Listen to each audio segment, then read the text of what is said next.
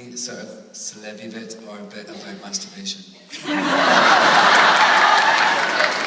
masturbation any good? I can do the funny bit after. I am at peace. I am 12 years old, my jeans are around my ankles, and I've just made a big discovery. I'm lying on my back on a grassy clearing that juts out over a gully in the forest, the burn below tinkling its way to the North Sea. I come here every night now after we've had our tea.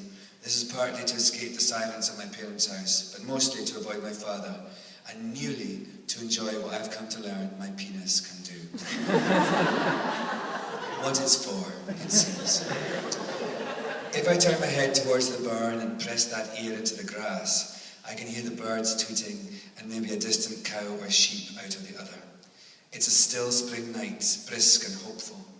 I know if I lie here for too long, I might fall asleep and then wake up cold, flakes on my tummy where now I feel wet warmth. I open my eyes. There's a man standing looking at me. He is on the path at the top of the hill, the one that runs along the edge of the forest before it drops off to the gully floor. He is not near enough to be physically threatening, but he has obviously just watched me ejaculate. And I know this man. He's one of the estate's forestry workers, and he works for my dad. I see him every day as I walk up through the sawmill yard on my way to catch the school bus. When he sees that I see him, he immediately pulls back onto the path out of sight and is gone.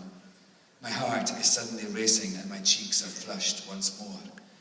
I can feel something rising up inside me. I'm instinctively resisting, but it is fighting very hard for control of me. It is shame.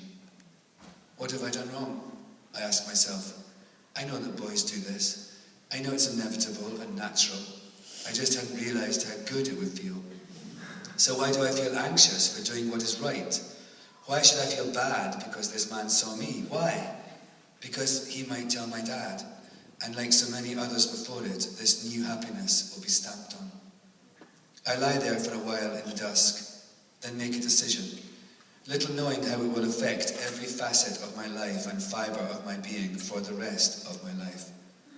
I say no to shame. This man was the one in the wrong. He was the voyeur, however accidental. But I didn't wish him ill. I would have done the same. I actually even thought my father would be glad to learn that some progress was being made in the faltering journey to my manhood. So I rejected shame. I went to pull up my jeans, but thought against it, and lay back down and looked up at the darkening sky. I closed my eyes.